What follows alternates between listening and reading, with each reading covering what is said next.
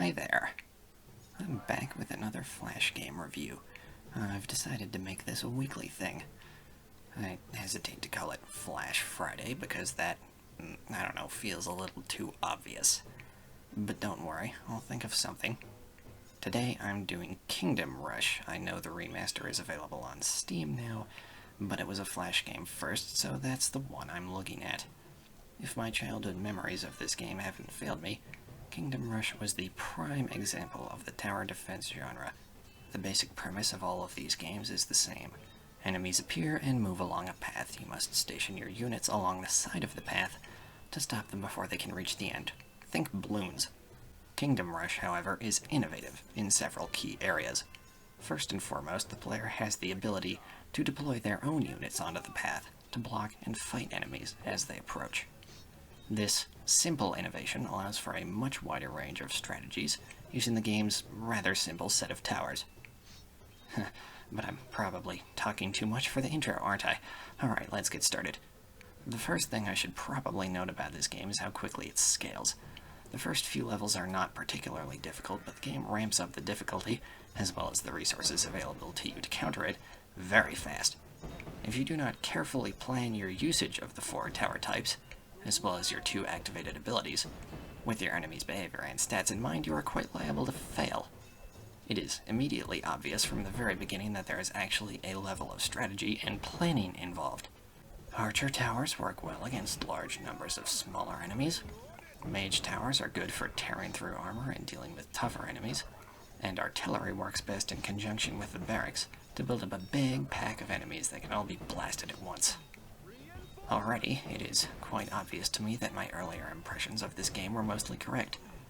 Of course, it wouldn't be a review if I just left it at that, so let's go over one aspect at a time. First, the story. I'm gonna be honest, there isn't really one to speak of.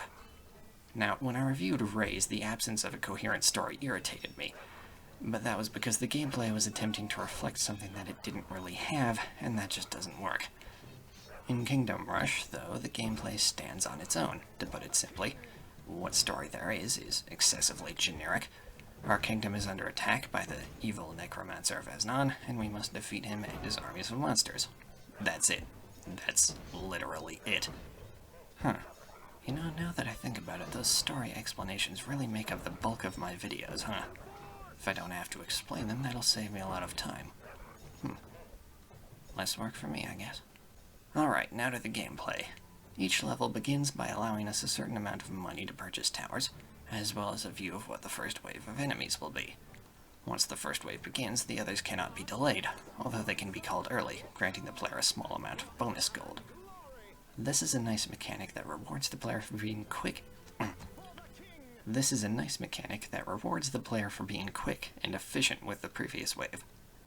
Now, in terms of the towers themselves, the player is actually somewhat limited in their agency.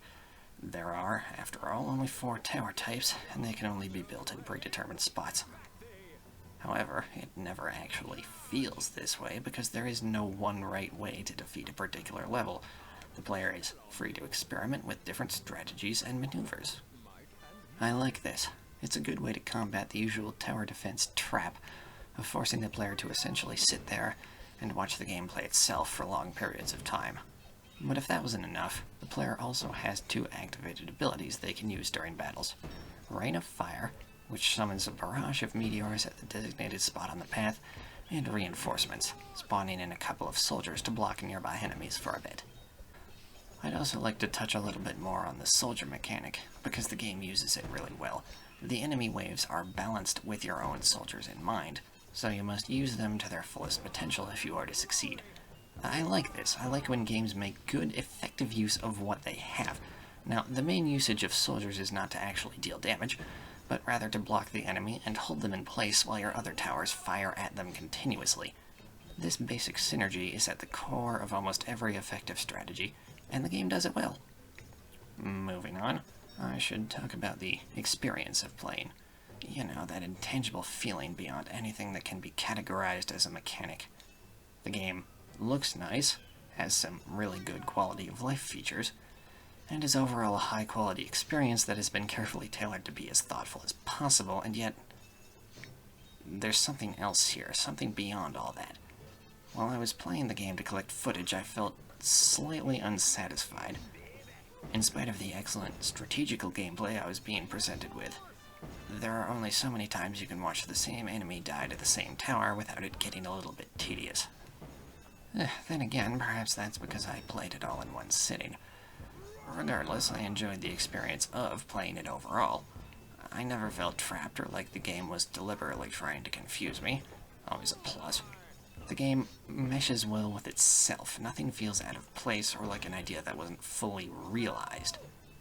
Everything is exactly as important as it needs to be, and I feel like a lot of games don't really know how to do that these days. Okay, that's probably enough. No story. Alright, final verdict. A good way to kill a couple hours. Okay, I know this week's video wasn't very long. I was working on some personal stuff. I'll have another one out this time next week. And until then, this is Jake, keeping my promise to nobody. Signing off.